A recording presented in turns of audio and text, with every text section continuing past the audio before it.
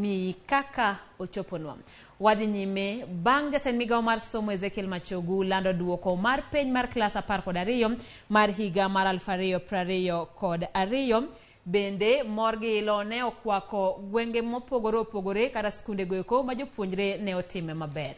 Jafombo marwa Walter Nyambaga miyowa lipod mar mor momako jopuonjre kod anyuolagi.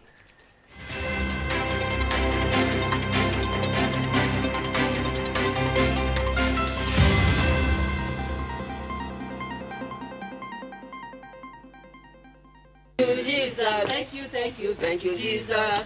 Morgi ilo kwa kodala jaduong' Kinoti Njue, bang' wuode Christian Njue mar Meru School, rienye penj mar KCSE kod A Mothal, gi point maromo 84. First I was shocked, very shocked.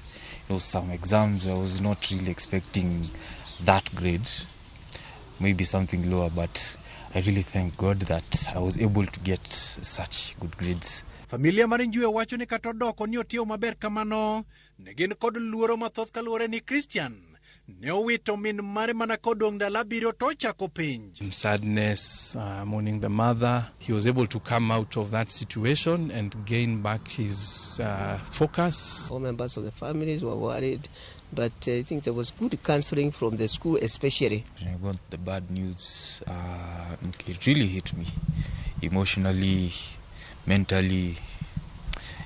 My mind was not in the right place. In the week before the exam. Jakar jot ma South Bay County ma Nairobi, Yan Mwendo abonjo kuom duoko moko ni osebedo ka chunye geto. I used to wake up at 4. I was close to the teachers. Always listening to what they're saying. I also did my own personal revision at most. E county ma Kiambu, eskundi ya wuowi ma Alliance Boys, jalup japuonj maduong' Karimi Mwangi oyango ni maloyo jopuonjre 72 ochungo A plane e kama romo 145 to yudo A- e kata mongwisi ka school owuon to ni kod min mar 10.8. From our end is that our boys have done very well, and we expect very good results this year. Morgi ilo bero ni okwako skund sekondar Mambita High e kama japuonjre Carlos Robert bende ne orieny bang' lodho A mochung' tir e kod points maromo 84.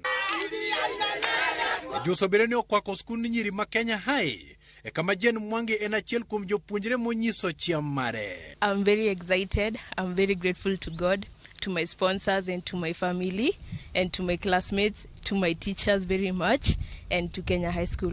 Jokaramo Juang Goro en achiel kuom mich ma Christian Njue omiyo mbi motegno. E kata obedo ni moko kuom jopuonjre ni kod midhiero mopogore opogore, ne ok giwito geno kendo girieny mokalo ka koro gin kod sironyo mar donje mbalariany. Walter Nyambaga, Ramogi TV, Rongai, Kajiado County.